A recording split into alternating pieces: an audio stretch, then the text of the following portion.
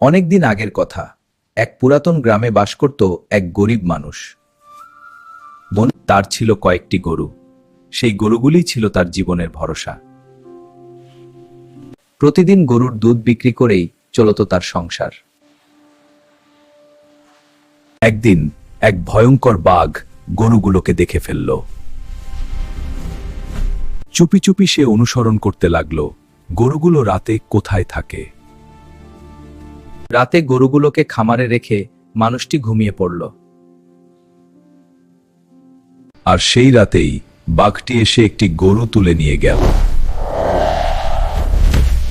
সকালে উঠে মানুষটি দেখল তার গরু হারিয়ে গেছে। অবশেষে সে গ্রামের সবাইকে বিষয়টি জানাল। শুনুন, আমাদের সকলের জন্য একটি গুরুত্বপূর্ণ ঘোষণা আছে। সেই রাতে সবাই লুকিয়ে রইল বাঘের অপেক্ষায়। অবশেষে বাঘটি আবার এল।